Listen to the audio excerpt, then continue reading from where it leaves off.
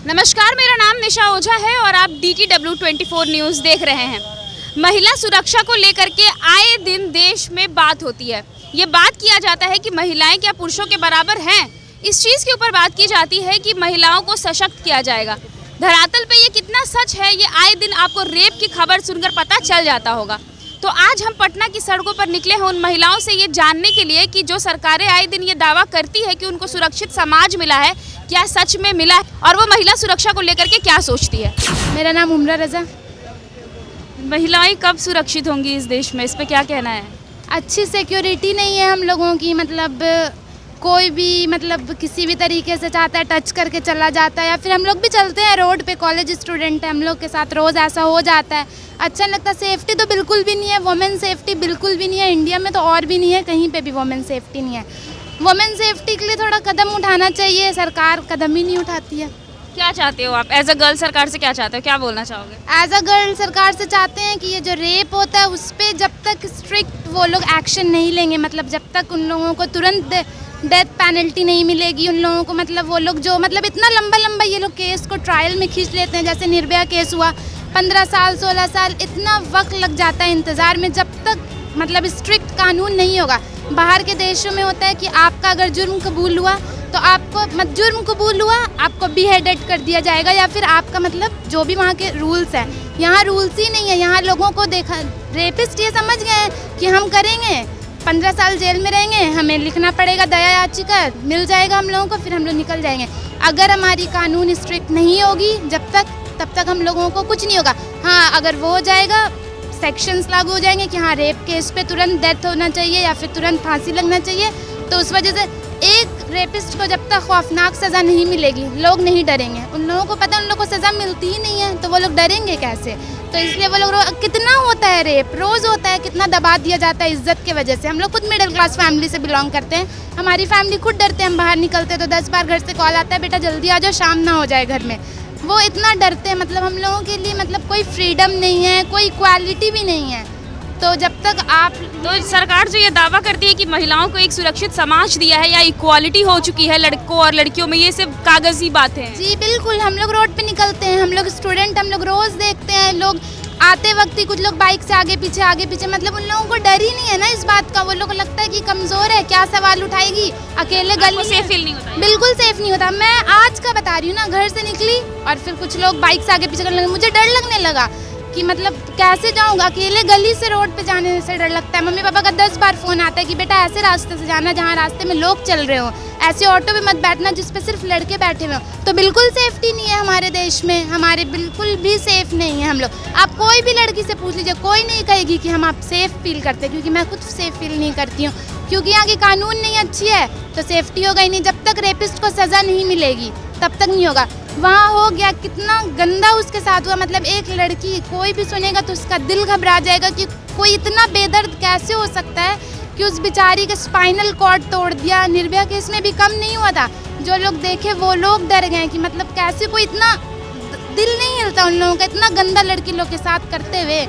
तो अब बस यही है कि हम लोगों के लिए डर हो गया। कुछ वक्त बाद हम लोग के घर वाले शायद हम लोग का निकलना बंद करवा देंगे, क्योंकि अब तो रोज़ मतलब जब लॉकडाउन के बाद तो और ज़्यादा, और कितना तो दब जाता है केस, आप भी जानती होंगी रोज़ कितना केस दब जाता है, क्योंकि लोग बोल ही नहीं सकते। कुछ लोग अपनी इज्जत बचाते हैं, तो कुछ लोगों को पता है कि हमें इंसाफ मिलेगा ही नहीं, तो क्या फ़ायदा, क्योंकि हम लड़कियों को कभी इंसाफ नहीं मिलता है, और यहाँ तो पता नहीं इंडिया में कभी मिलेगा भी कि नहीं। महिलाओं पे आए दिन अपराध हो रहे हैं। अभी रिसेंटली हाथरस केस के बारे में आपने सुना होगा, गैंगरेप हुआ और जला दिया गया। क्या कहना है वुमेन सेफ्टी के ऊपर? वुमेन सेफ्टी तो नहीं है, और कुछ होना चाहिए उन लोग की सेफ्टी के लिए, क्योंकि इतना से सब नहीं हो रहा है। कुछ स्ट्रिक्ट रूल्स एंड रेगुलेशन होना चाहिए जिसकी वजह से करने वाला डरे, तभी ये सब रुक सकता है। ऐसे नॉर्मल रूल रेगुलेशन से नहीं होगा, कुछ स्ट्रिक्ट होना चाहिए, कुछ ज़्यादा कुछ और स्ट्रिक्ट एक्शन लेना चाहिए, तभी गवर्नमेंट। आप एज अ गर्ल फील करती हो, सेफ फील करती हो खुद को? नहीं, कहीं कहीं तो डर तो लगता ही है ऑब्वियसली, कहीं रात में लेट से निकलना, क्योंकि अभी भी कहीं ना कहीं है ऐसा ये सब चीज़, तो उतना तो सेफ़ नहीं फील करते हैं। कुछ और होना चाहिए जिसकी वजह से थोड़ा और होता है ना सेफ। हाँ। आपका नाम? मेरा नाम ज्योतिका है। ज्योतिका, आपको क्या लगता है लड़कियां सेफ है अभी भी? नहीं, कुछ लोग तो मतलब इसको सोचते हैं कि सेफ़ है, बट ऐसा नहीं है। अभी भी कहीं ना कहीं प्रॉब्लम हो ही जाता है, जैसे रात में देर से निकलना या फिर छोटे ड्रेसेस पहनना, कुछ भी इन सब पे पॉइंट तो होता है, बट अभी आप गवर्नमेंट से क्या कहना चाहेंगे? वो हमेशा दावा करते हैं कि महिलाओं को एक सुरक्षित समाज मिला है या वुमेन सेफ्टी के ऊपर खासा ध्यान रखा जाता है, क्या कहना चाहिए? अभी तक ऐसा कुछ पर्टिकुलर रूल कुछ ऐसा बना नहीं है। अगर कुछ स्ट्रिक्ट बनता तो अभी तक ये होता ही नहीं। अभी हम लोग कब से देख रहे हैं इन सब पे होता है बट कोई एक्शन ऐसा लिया नहीं जाता। तो यही कहना चाहेंगे कि कुछ स्ट्रिक्ट रूल हो ताकि जो लोग ऐसा करते वो लोग खुद करे ही ना, उन लोग पहले ही डर जाए या फिर कुछ ऐसा। क्या नाम हो आपका? सुगंधा ज्योत्सना। क्या लगता है हाथरस केस के बाद भी अभी भी महिलाएं जो है वो अपने आप को सुरक्षित फील नहीं कर रही? स्टिल इस चीज़ के ऊपर बहस चल रही है अभी भी कि महिलाएं जो है वो इक्वालिटी हो पाई है कि नहीं, या फिर वुमेन सेफ्टी के ऊपर बात करना, क्योंकि सरकारें हमेशा बचती दिखती हैं इनसे। एज अ गर्ल आपको क्या लगता है कितना सेफ है? मुझे लगता है ये जो केस हुआ इससे पता चलती है कि गवर्नमेंट कितनी जागरूक है वुमेन सेफ्टी के लिए, क्योंकि ये केस इतना मतलब पूरे देश को बहुत गंदा फैला रहा है लड़कियों के लिए। अभी जो स्थिति हुई ऐसे भी लड़कियों की संख्या तो बहुत कम है, रेशियो ऐसे भी बहुत, और लड़कियों को लोग बाहर भेजते भी नहीं हैं। हम लोग को बिहार यूपी में तो और आप लोगों को पता है कितना एम्पावरमेंट है, लोग कितने जागरूक हैं लड़कियों के लिए।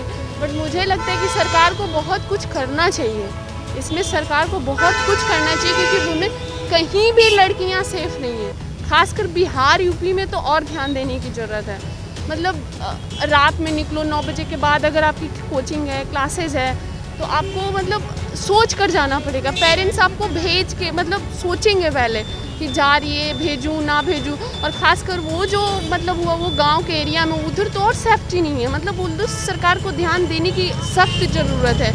और यहाँ पे सरकार है कि मतलब लड़कियों के लिए कुछ करती नहीं है, ना कुछ मतलब बिल लाना, कुछ ऐसा मतलब नहीं पास करना कि जिससे हम लड़कियों को सेफ फील हो।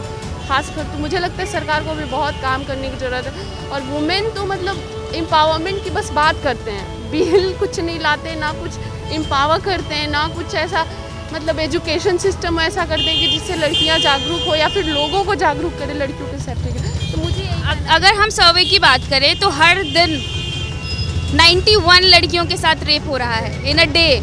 स्टिल गवर्नमेंट आर साइलेंट, सब लोग चुप हैं और हम उम्मीद करते हैं कि महिला सशक्त हो। कैसे हो पाएगा?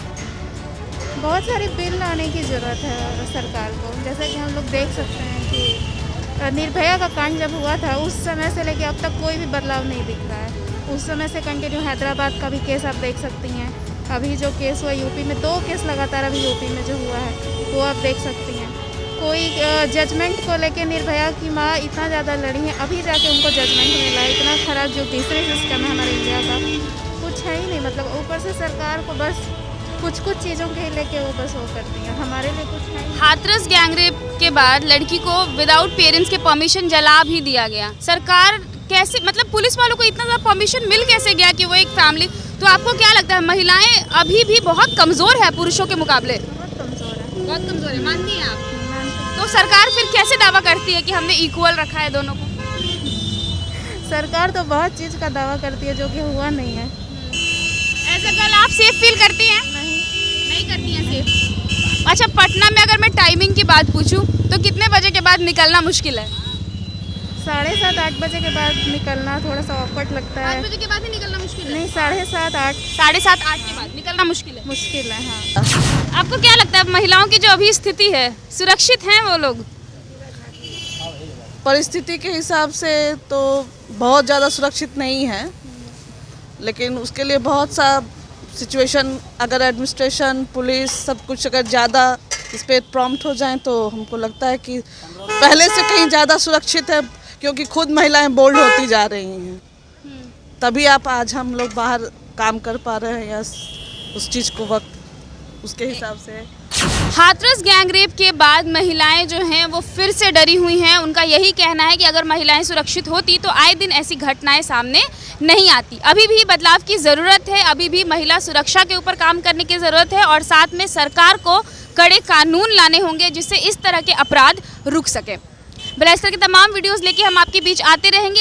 अगर अब तक आपने हमारे पेज को लाइक नहीं किया है तो फेसबुक पर लाइक कर दीजिए, यूट्यूब पे सब्सक्राइब कर दीजिए और बेल आइकन ज़रूर प्रेस करिएगा ताकि हमारे वीडियो का नोटिफिकेशन आप तक पहुंचता रहे। बहुत बहुत शुक्रिया।